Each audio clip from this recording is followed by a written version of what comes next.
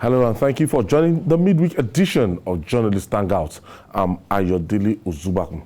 Today on the program, gunmen invade Kaduna private university in fresh attack, kidnap dozens of students. Governors bow to Judicial, set May dates to begin implementation of financial autonomy for judiciary. Houses of Assembly, and later on the show, EFCC undercover operatives bust NIN extortion syndicates in Lagos, arrest 10 suspects for defrauding applicants. I'll be hanging out with Babajide Kolade Otitoju and Dr. Olayinka Oyegbile. So if you're ready, let the hangout start now. Thank you for staying with us. We'll start today's program on a sad note. Saki, driver of the late Saldana of Sokoto and Premier of Northern Region, Sir Amadu Bello, has died. Saki was one of the few people who were with the Saldana when soldiers seized the Premier and killed him in Nigeria's first military coup in 1966. Here is Saki discussing with Senator Shehu Sani when the latter visited him on the New Year's Eve.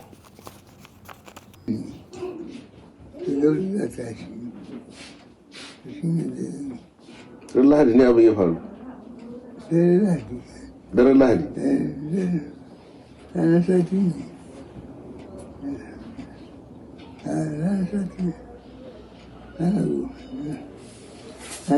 Shi magari. Shina is. Yana easy don break nan da ake. Lokacin wannan kanan nasa ya taso daga. Today, tell us about Saki Mota, the driver to the late Saldana of Sokoto. Yes, until his death, he was one of the few people left who were with the Saldana on that day of his killing, Major Kaduna and Zegu, and who could narrate what happened. You know that Shehu Sani is an author, a historian in his own right. He must have gone there to try not only greet the old man who died at the age of 96 now, but to get some information of him. So now I'm sure that the man told him a number of things, because he was even talking about the period when some parts of Kaduna were really forest and all that. Those places are built up now. You know, was recalling all of that time. He was talking about Nkrumah, because his relationship with the late Sadana and all that. 96, right age. Yes. A lot of them live for so long. We wish him Aljana Fidaus. All right. The furor over the abduction of students of Federal College of Forestry Mechanization, Afaka, Kaduna State, and subsequent refusal of the state governor, Nasiru Rufai, to negotiate their release is still raging. Now, bandits have invaded another school in Kaduna. They attacked the Greenfield University along the Kaduna-Abuja highway and abducted dozens of students. This is another bitter pill to swallow. Kaduna State again, Babajide, the Afaka students are yet to be released, and we still have so many people with bandits, and they are still talking back and forth about negotiation. While the governor is saying that no to negotiation with the bandits, some other people are using other means to negotiate. Now, a private school. It's terrible. We are yet to recover from the attack on the School of Forestry and the abduction of 39 students. A few of those students have been released by their captors, most likely for maybe their parents had paid a ransom and all that. You know, we've not been able to rescue them. Although every time somebody gets released, the security agents in our country will try to make it look like they were the ones who set that person free. What about the others? Or rescued? They like to use the word rescue even when they have nothing to do with how somebody secured freedom. You know, it happened in Ibadan some days back, and we've had stories. Oh, the military rescued students. It's those guys who released them. In fact, those students have come out to say, look, one of them said he was so ill that they just called him to say, okay, go.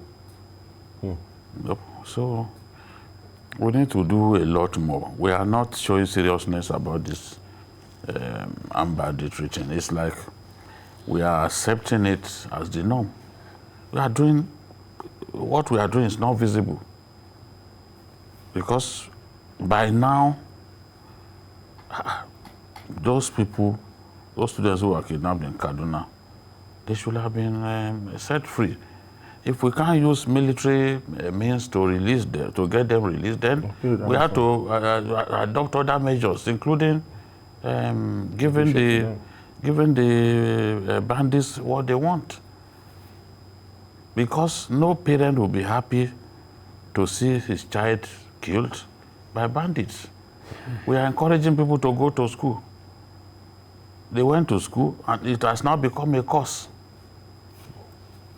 Look at this. Look at this one, for example. In the same state, ideally, security should have been provided in schools that are still open in Kaduna at this time. Because we all know that those bandits are trying to blackmail the governor. Since the governor has been saying that they don't deserve to leave, they are doing their best to see how they can embarrass him and push him to negotiate with them. But the little man of Kaduna is not prepared to negotiate with anyone. So what we then have to do is to put measures in place to make these abductions impossible. That's what we should do. Since we are not prepared to negotiate with them, the security has to be in place. You know, even today, they also made moves to abduct people in the Gachuku, in the GRA there. How much longer can we continue to suffer in the hands of bandits in our country, our own country? Bandits are trying to chase all of us away. Bandits attacked an army post in Munya local government of Niger State. They engaged the soldiers, this one overnight, they engaged the soldiers for about 2 hours, between 4 a.m. and 6 a.m. Sources said in the final analysis, the soldiers ran out of ammunition. Against the bandits? Yes, the moment they ran out of ammunition, they had to take to their heels. And the bandits then set ablaze military vehicles, even burnt the food store, you know, where the food meant for those soldiers were kept. Remember that about 3 weeks ago in Shiroro local government, bandits attacked a military base there, killed 5 soldiers, and set ablaze the base. What's going on? Are we going to bow to bandits in our country, the giant of Africa? Is this how the mighty fall? That bandits will now be dictating the state of things in our country? I mean, this has to stop. This nonsense has to stop. You know this, we've not, I think, like, in the last 3-4 weeks, we've always been saying that our government should move in, government should do something, and they know where those bandits are and everything. But it became clearer to me over time that, look, there's more to this case than government moving in to use the military option and everything. We still have we still have a lot of other issues on hand, and all Nigerians are saying is that how do we get out of this mess we found ourselves? The late General Sani Abacha, while he was in power, said something that I think we need to revisit. He said, when a problem like this lasts for more than 2 weeks, then government is involved. I want to strongly believe that when it says government is involved, does not mean the government itself. It might be some operatives. There need to be a coordinated action to make sure this thing stops. I honestly have a lot of pity for the Kaduna State government. What is happening now, obviously, is a test of his will and resolve to say that you said you are not going to negotiate, we are going to show you. Why is it that Kaduna now has become the epicenter of kidnapping? Okay. Now, there's that problem. In Kaduna itself, I think it is the most, in search of a better word, militarized city in Nigeria. Militarized in the sense that we have almost all forms of military formations. The NDA is there. Almost everything is there. So why is it that it is in that same Kaduna that this is happening? Something must be going on. One div. The governor said he's not going to negotiate. I think that is the crux of the problem.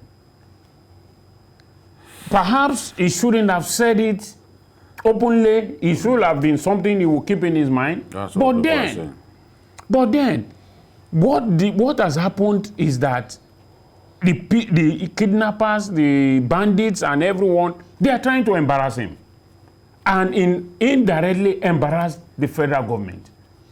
This thing, it is coming home gradually. We should not think that it is only happening in Kaduna. What this thing is doing is setting a script for other cities and other states. As they are doing it, they are getting away with it in Kaduna, it moved to Niger, gradually it will be moving on and on. And they need now for the governors, security agencies, and every one of them to sit down and rethink their strategy. I mean, we have been talking about low level of education in the northern part of the country and all that, and this is happening.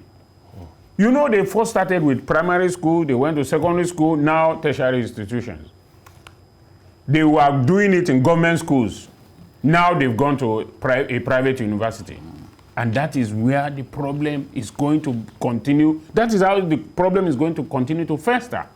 Something drastic has to be done. The government, the citizens and everyone, we need to come together and think of what exactly do we need to do to solve this problem. Okay, that particular axis, the Greenfield School University along Kaduna-Abuja Expressway, and we know how dangerous that route can be. You know, I'm still surprised that that happened in that axis, Kaduna-Abuja Highway. By now, that road should have maybe a sort of military patrol or something that will be constantly there. What we are seeing on the screen now is medicine after death. People have been kidnapped. You now deploy. You now go to the scene. The scene of accident. Soldiers and policemen carrying guns. And harassing innocent people passing by. No. We are always reactive. We are not praying for this kind of things to be happening. But there must be, honestly, my own concern security is if a university is located in that area. Yes. That dangerous highway, one of the most dangerous in the country in terms of the frequency of kidnapping. In the last 3-4 years. And we know that these bandits are targeting schools, and we can't provide an impregnable security cordon in that area that will engage those guys and they will be forced to turn back and flee. Then people will come to the conclusion that we are not serious people. That we can't have such a place unprotected, unprotected in a season when they are going after schools and kidnapping students in schools. Before now, even seminaries in this same Kaduna have been attacked. They've been attacking schools. They come go to kidnap seminarians, take them away. It's been happening.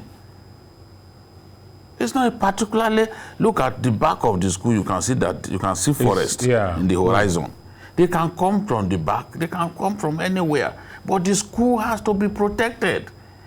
The World Bank got involved with trying to help Nigeria with what he called this Safe School Initiative. What have we done with it? Because I understand that even money was provided for us to have safe schools. No, all those things are just on paper. Nigeria doesn't... What are we doing? If we can, if students are not safe somewhere, relocate them. In Borno State, there are now so many mega schools in the state capital. Because outside the state capital, you can't guarantee that people can go to school freely. So the governor is not a fool. He decided that schools in places where they could not guarantee the safety of the people have to be pulled everybody come to the state capital together. They had a unity school, federal government college, Monguno. They now told the students to come and use the Amadou Abacha Academy. Beautiful school. That's where the people are now. Because they can't afford to let them go to that place. The lesson of Chibok, I mean, it's an eternal one. You allow an exam to take place in Chibok. Imagining that if you put like 20 soldiers somewhere, each of them carrying an AK-47 or AK-49, that they will be able to stop Boko Haram. Boko Haram came in lorries. Each of them carrying the same gun that those few soldiers were carrying. Won't the soldiers run even away the from ammunition them? those ones will carry will be won't more the than soldiers what the run away have. from them? No, even sheer number. If I'm carrying the same weapon that you are carrying, and I outnumber you by maybe ratio 3 to what kind of training do you have that you now wait? No. You have to run in the end. You have to run in the end. So this is the thing. We can't keep schools open if we cannot guarantee the safety.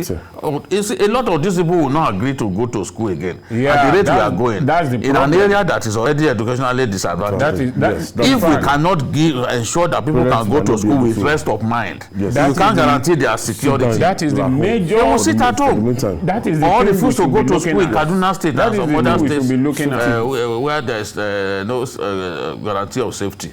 All right. There's nothing stopping an idea whose time has come as a result of the ongoing strike by the members of the Judicial Staff Union of Nigeria, JUSON. Nigeria's governors have taken a vow pledging to fully implement financial autonomy for the state judiciary and legislature, latest by May. These are now calling on JUSON. They are now calling on JUSON to call off the 2-week-old strike which has crippled the Nigerian judicial system. A popular saying is that not all battles will be won, and maybe the governors have accepted this. Babajide saw this coming and wondered why the governors are foot dragging on autonomy for the state judiciary. Let's share this video with you. You are saying deduct from source, pay the judiciary.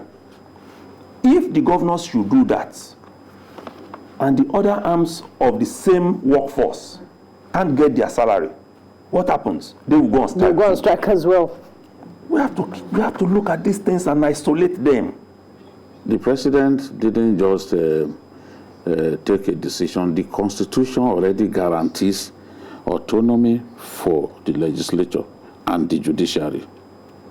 Any governor who is against autonomy, financial autonomy for the judiciary is committing constitutional sacrilege. And such governors even deserve to go to jail later on. What we are suffering from is clearly the unpatriotic nature of governors, extremely selfish nature of governors. Just soon, the Judiciary Workers Union did not start this battle today. They went to court, got judgment. They got judgment that financial autonomy of the judiciary should be implemented. So, for me, if I were in the shoes of the CGN and other big people in the judiciary, this is a simple matter to resolve. That judgment has not been appealed. The governors know that if they waste their time to appeal that judgment, they will lose 1,000,000 times. So they are not addressing that issue legally. Instead, what they went to do was simply to go and pile pressure on Mr. President over a matter that they should have left to the courts. The Constitution is clear. That autonomy is already enshrined in the Constitution. It's just that we are a nation where illegality thrives. Otherwise, every year you have your budget, the judiciary ought to get its funds directly as a first-line charge. You have no business. The executive has no business pretending the funds of the judiciary. So why is it impossible for us to implement the letters of the Constitution? We will never be a great country if we are selective in the implementation of the letters of our Constitution. I think Nigerian governors, they had to bow to supreme arguments saying that, the look... supremacy of the Constitution. Because the Constitution deems itself supreme. So, are governors now supreme? Are governors now superior to the Constitution? So, when there is superior argument anchored on the law, you have no doubt but to raise your hand to say, no, I agree. All of the arguments and saying that the president cannot dictate to them how it should be implemented. The president was not dictating how it should be implemented. No. The president was setting a form of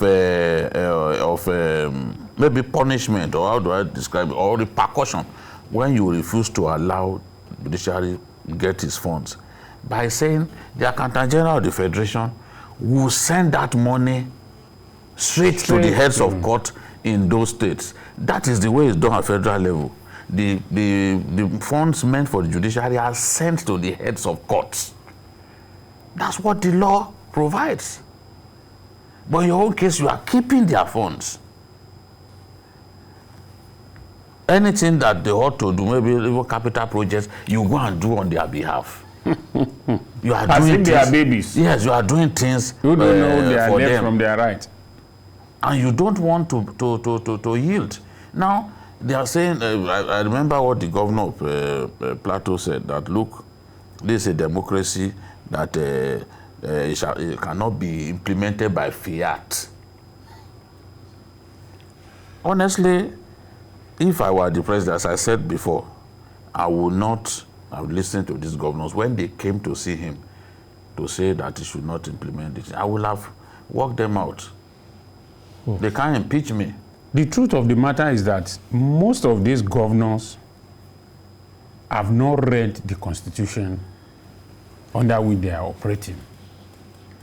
And their attorney generals, who should be very versed in it, I have either read it and are not bold enough to confront the governors that, look, yes, we are fighting a lost battle. It is there in the Constitution, and whatever the Constitution says is what we are going to listen, we are going to bow to. But that is the problem we are having. The governors, it is the same thing that is happening at the local government level. The autonomy of local government, it is the same way they are opposing the ones it. opposed to it. Exactly, it is the same way. You will be crying at the federal level, let's have federalism, fiscal federalism, blah, blah, blah. But even at your own level, you become an emperor. You don't want what you are clamoring for at the federal level to be executed or to be implemented at your own level. Where do we stand in this? It is lack of true adherence to whatever they are preaching. That is the problem. Okay, we'll take this breather. When we come back, we'll talk more. Stay with us. So your favorite news and current affairs program reaching you live from TVC. I want to tell you that we are back on the Facebook Live. We're on Facebook Live, Journalists Hangout on Facebook Live, and TVC News.ng. You can always just hook up with us anytime it's 5 o'clock for Journalists Hangout. I still have Olayinka Oyebile and Babajide Kolade Otitoju in the house. And we're talking about this Judicial strike. Jide, when we went on break, you were saying that these Judicial guys are not likely to back down. At least for now, they are still on strike. What I think the governors need to do is to come up with a timeline. Don't just announce that by May you will implement. What is the timeline like? The plan of action, you have to put it in black and white. How do you intend to do it? How do you intend to carry everybody along so that the people who have gone on strike, who have had to sacrifice, because of this, will now see that, yes, we are on an irreversible road to autonomy for the judiciary. And they too, they are not people, they are not unreasonable people. They will be able to tell themselves that, look, gentlemen, we have fought a good fight. The governors have listened to us. Let us go back. But we've seen a situation in which government will make a promise. At least ASU is one body that has had to engage government all the time. There are tales of unfulfilled promises and all that. So for any group that is going on strike, it has to extract some commitment from government that, look, we are going to implement this, and this is the way we intend to go about it. I'm sure that if they can do that, and they do it in a very transparent manner, there will be no reason for this strike to continue.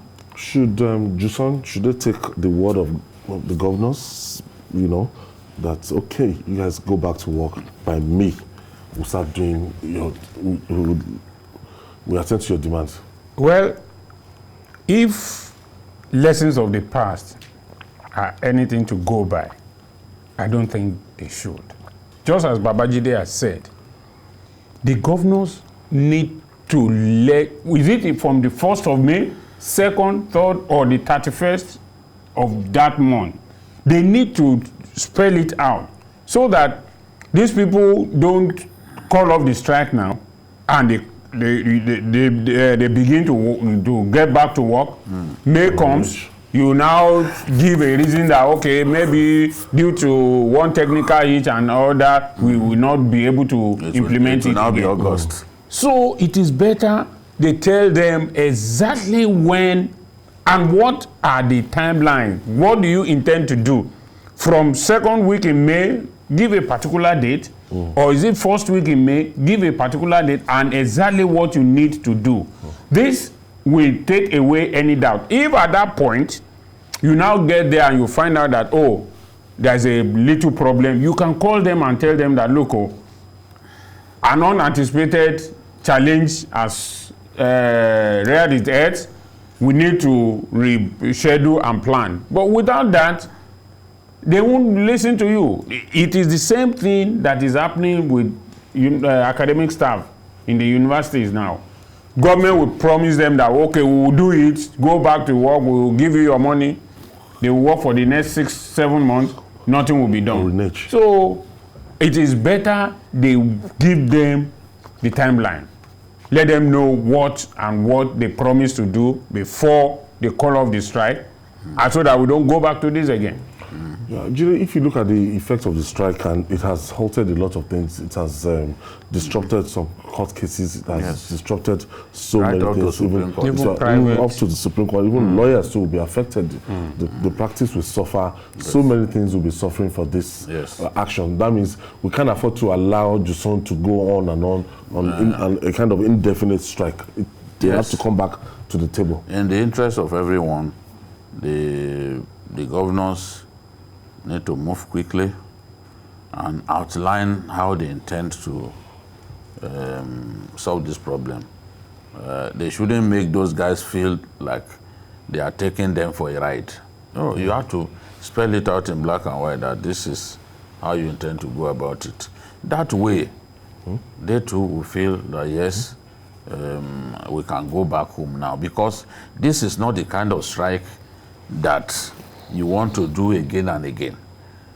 If they've gone on strike this time, I do not expect them to go on strike again, because it is a paralyzing kind of strike. And the judiciary is too important, you know, to have a situation in which this kind of strike will go on indefinitely.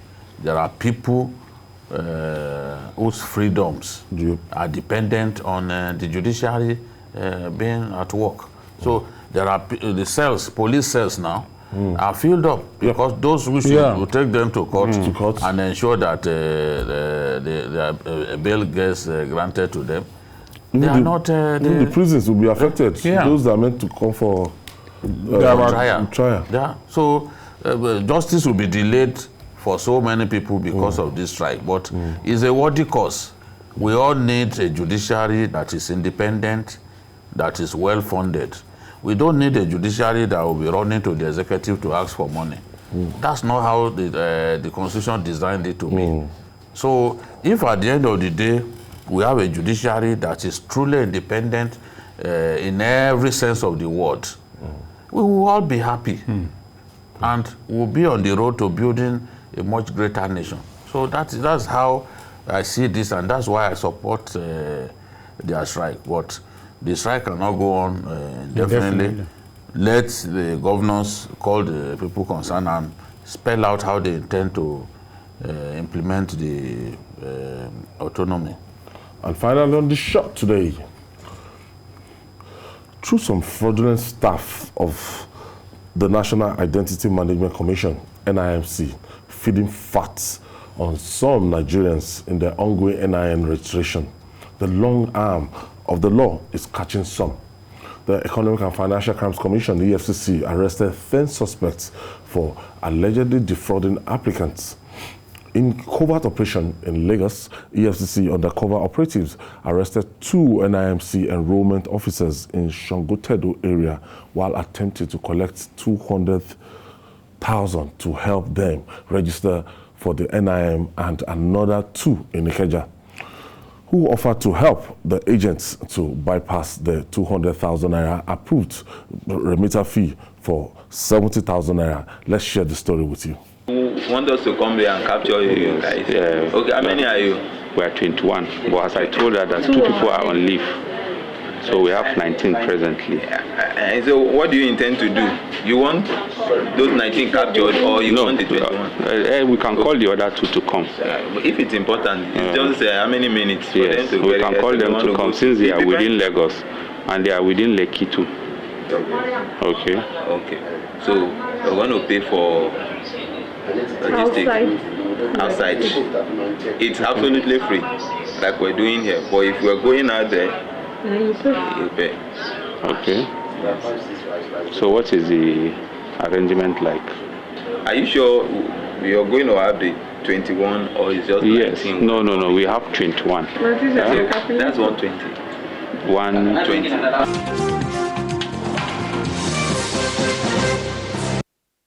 So what's the procedure after doing that? Yes. It's a one-man business. He wants the staff of the company to be captured, and then there are 27. The staff and the family, that's all. So it's a one-man. All together is 27. It's 27. With the family. With the family. Check out the offline. Now. Yes, sir. We're 27. It's just a one-man stuff. Yes. Okay. It's not that you have here. No. It's a one. It's here in Magodo. Yes. It's just one. It's a consulting firm. How much you go and for logistics? No, it depends on you now. Anything. This is the federal government home, and you need to pay our own too if you come. How much you think you can pay? You see that's why I'm here now, so that yes, just Now, this is the proposal. This is the first proposal. Yes. It's 200k. Look at it. For That will be paid to the remitter. okay. For you to go out. The one-off, yes. The one-off. That's the one they will use in getting their local. Okay. You're saying without this now. Yes, sir. You mentioned something that if we are not taking this route now because it's a small organization that you have said. Okay. They are just 27. We are 27. I'm asking whether can we do it offline. You know, I said something. Can we do it offline? If Yes, it sir. is offline, which means there is nothing there. You people are not going to go about this. You Yes, will only sir. say this is what I can give back to the people that have come to register. Simple.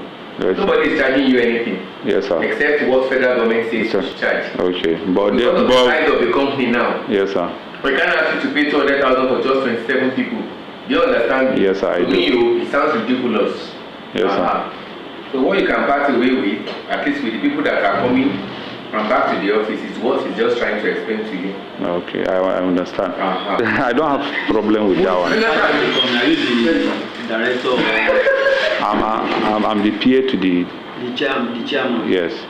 So it's not a problem. Money should not be a What's problem. No. Just go and give you the paper that this is the first Procedure. procedure. The other one is offline. Any amount you people agree. Whatever they wish or they feel is okay. I still need to bring that. I have your number, then I call you, we communicate, then we arrange. Sure. Copy me. Sir? No. I said, you want Yes, sir.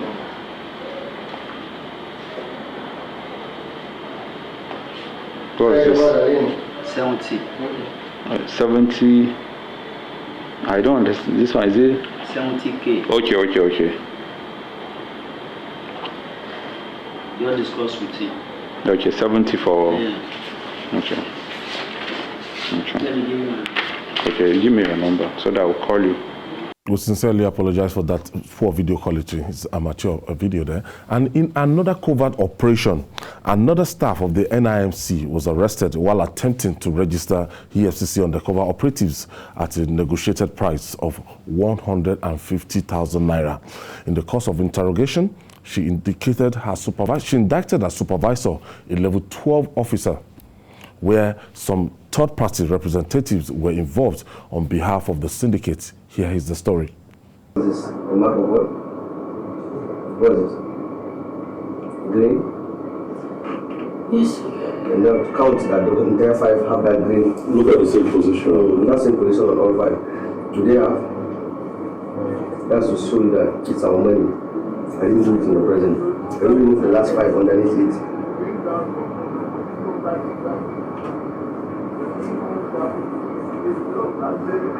Can you confirm that they have that same future? Just confirm it to me. You don't do that? Okay. So this is the marked money that was used in the course of this operation. So I want you to try to accompany us to our office. Our intention, madam, if you may ask us, what we intend to achieve is that you were sent here and you're supposed to report back to somebody. We feedback that you've captured those people and that they gave you a round. Am I right? And we want you to go and hand over this round quietly and in our company, assuming you are in an Uber ride to be our vehicle, the driver is on staff, and that is supposed to be the Uber driver. And you are going back. You know, she, at the end of the day, will tell you where to meet her, whether in the office or at any other location of her choice. So, are you willing to cooperate so that we'll go and also get her arrested, just like we have you in custody? We will know you have been sent. This is not. No, I told you. This is not your decision. You're just a messenger. My immediate boss, Ms. Vivian, gave me an instruction that there's a work she wants me to go and do outside the next day, which is 18th. She told me the venue was VGC, and later she informed me that the venue has been changed to Ribadu Road, and Grand Capital Hotel, Ribadu Road at Ikoyi. On that said Thursday, I set out to go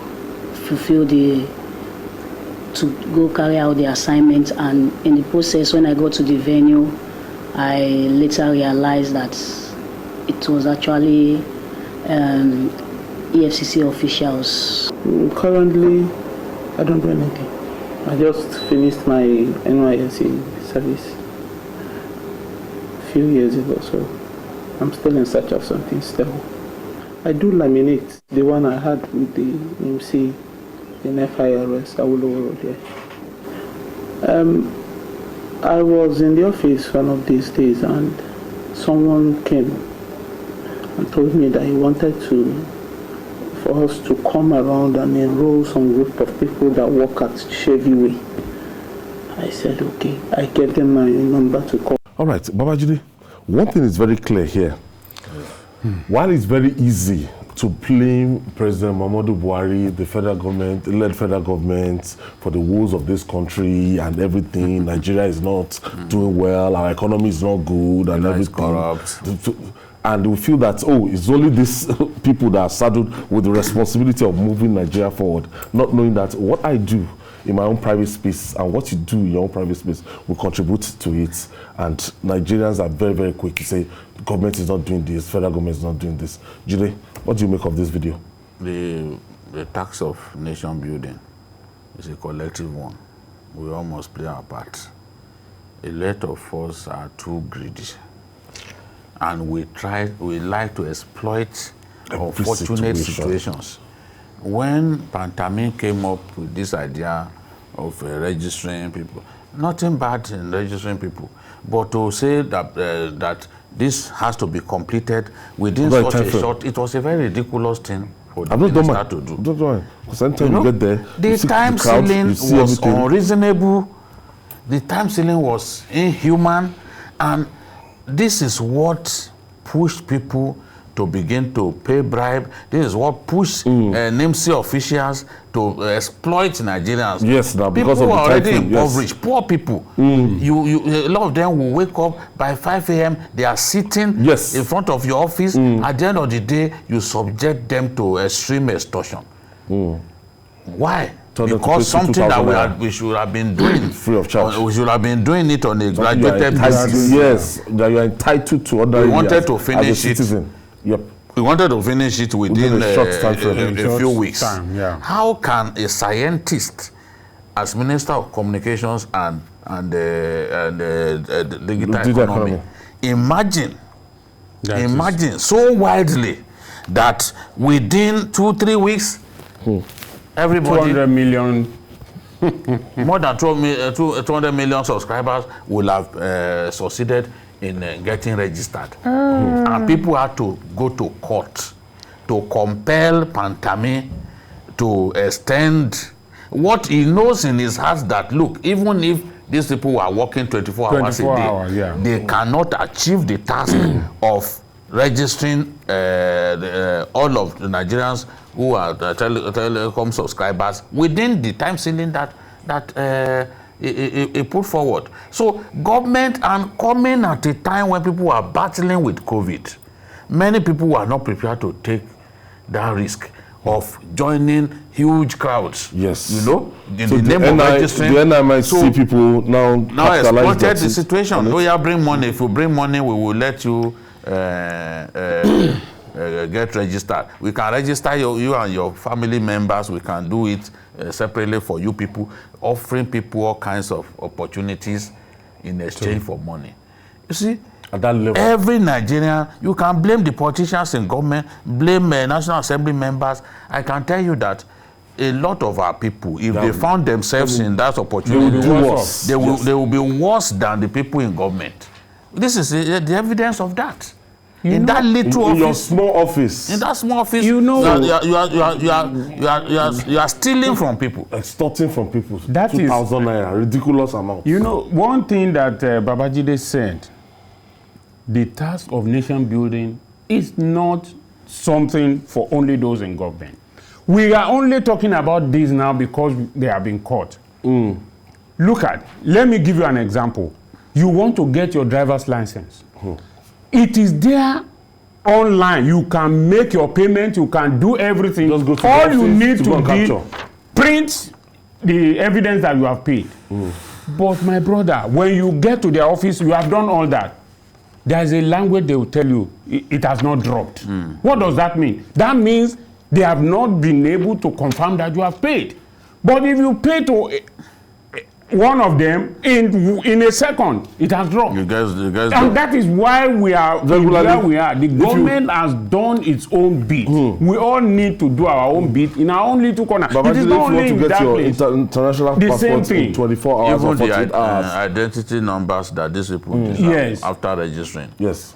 NIMC workers will tell them to bring money before they can fast track collecting their identity. So that's the problem. It's such a terrible You want thing. to get at your every passport, point, you want to get at it's every the same. point you see the Nigerian looking government for ways of fleecing a fellow Nigerian. Yes, sir.